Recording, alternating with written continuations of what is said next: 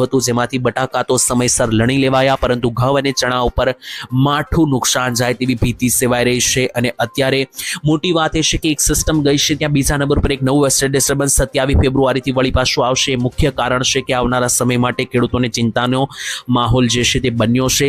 અને આટલું જ નહીં મિત્રો, જુદા જુદા હવામાન નિષ્ણાતો જુદી જુદી આગાહી કરી રહ્યા છે। તેની આધારે વાત કરીએ તો મિત્રો એવી પણ અહેવાલો અનુસાર માહિતી સામે આવી છે કે ઉનાળો જેટલો પણ ચાલશે આ વર્ષે, ઉનાળા દરમિયાન જે છે તે લગાતાર માવઠા જે છે તે મિત્રો શરૂ રહેવાની આગાહી છે। એટલે કે જેટલો પણ ઉનાળો ચાલશે, એક બાજુ તડકા પડશે તો બીજી બાજુ માવઠા પણ શરૂ રહેશે। આ મહિનામાં ટોટલ ગણતરી કરીએ તો પહેલું માવઠું 1 થી 5 તારીખની વચ્ચે આવ્યું હતું, બીજી માવઠું 15 તારીખ આસપાસ ગુજરાતમાં જોવા મળ્યું હતું, અને અત્યારે 21 થી 25 તારીખની વચ્ચે ભારે માવઠું આવ્યું છેલ્લા 5 દિવસમાં, અને હજુ 27 તારીખથી નવી સિસ્ટમ બની રહી છે।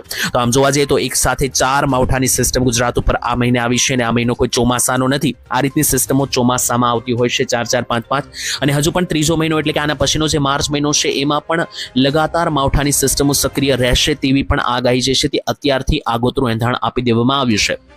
અને આધારે તમે સમજી શકો કે ગુજરાત ઉપર ખતરાથી ખાલી હવે રહેવાનું નથી। માહિતી એ જે મળી રહી છે તે મુજબ ગુજરાતના ખેડૂતો માટે સૌથી મોટો ખતરો છે, કારણ કે જે માવઠાને લઈને ડરામણી આગાહીઓ આવી રહી છે આખા ગુજરાત માટે, તેનાથી મિત્રો આવનારા સમયમાં ખેતી ઉપર પણ અસર પડશે, અને હવામાન બગડવાને કારણે મિત્રો ચોમાસા ઉપર પણ આવનારા ચોમાસામાં પણ તેની અસરો જે છે તે મોટા પાયે જોવા મળી શકે। તો મિત્રો મેં તમને માવઠાની આગાહી જણાવી તે અનુસાર આવનારી કલાકોમાં ગુજરાત રાજ્ય પર ક્યાંથી કેટલા માવઠા પ્રસરણ પામશે તેના વિશે વાત કરીએ તો ક્યાં ક્યાં વિસ્તારોમાં વાદળી એક્ટિવિટીઓ જે છે તે દેખાઈ રહી છે, તેને આધારે સમજીએ કે કયા કયા ભાગોમાં માવઠા પડવાની સૌથી વધારે ભીતિ સેવાઈ રહી છે।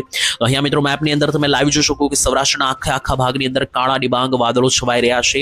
તો સૌથી વધારે માવઠાનો ખતરો હવે સૌરાષ્ટ્રમાં બનવાનો છે, તેમાં પણ ખાસ વિસ્તારો હું તમને અહીંયા જણાવી દઉં તો મિત્રો સૌરાષ્ટ્રની અંદર જે દરિયાકાંઠાનો પટ્ટો છે, જેમ કે ગીર સોમનાથથી લઈને વેરાવળ ઉનાનો પટ્ટો, જુનાગઢથી લઈને અમરેલી, ભાવનગર, પોરબંદર, દ્વારકા અને જામનગર જિલ્લો છે, રાજકોટ જિલ્લો છે, આ ભાગો ઉપર માવઠાના ચાન્સ વધી રહ્યા છે। જ્યારે બીજા નંબર પર કચ્છ લાગુના કચ્છના જિલ્લામાં તમામ તાલુકાઓમાં પણ માવઠાનો ખતરો વધી રહ્યો છે, અને દક્ષિણ ગુજરાતના સુરત, નવસારી, વલસાડમાં પણ મિત્રો જે છે તે માવઠાનો ખતરો બની રહ્યો છે।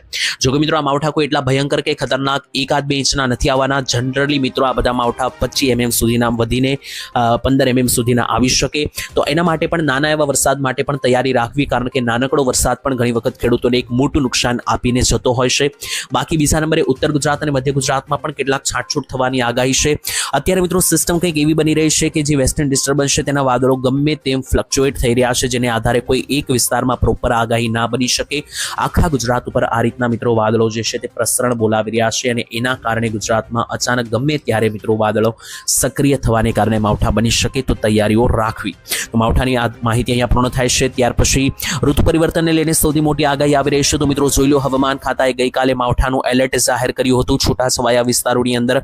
કયા કયા ભાગોમાં માવઠા પડશે ગઈકાલે જે એલર્ટ જાહેર કર્યું હતું તે અનુસાર હવામાન ખાતાએ જણાવ્યું હતું કે અમરેલી, ભાવનગર, નર્મદા, નવસારી, તાપી, ડાંગ, તેની સાથે ઉત્તર ગુજરાતના સાબરકાંઠા અને અરવલ્લી આટલા જિલ્લાઓની અંદર માવઠાની આગાહી હવામાન ખાતાએ ગઈકાલે કરી હતી।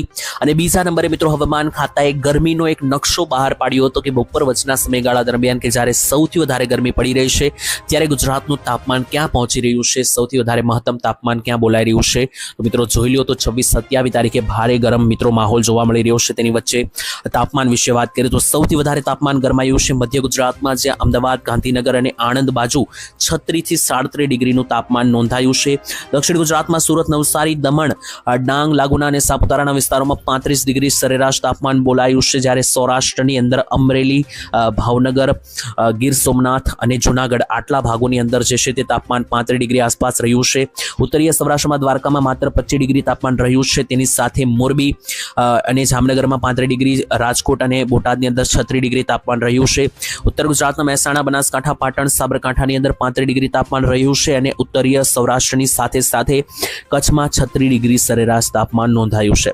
તો આને આધારે ગુજરાતમાં હવે 35-36 ડિગ્રી તાપમાન જઈ રહ્યું છે, અને 1 તારીખ પછી આની અંદર 2 થી 3 ડિગ્રીનો વધારો થાય તેવી સંભાવના છે। તેના વિશે આવનારા વિડીયોમાં વિસ્તારથી વાત કરીશું। આજ માટે આટલું જ રાખીશું। વિડીયો અહીંયા સુધી જોયો તો વિડીયોને લાઈક, શેર અને સબસ્ક્રાઇબ કરજો। કયા ગામથી આ વિડીયો જોયો કોમેન્ટમાં લખી દેજો। વળી પાછા મળીશું આવતીકાલે એક નવા હવામાન સમાચારની અંદર। ત્યાં સુધી રજા આપશો। ધન્યવાદ। જય માતાજી, જય દ્વારકાધીશ।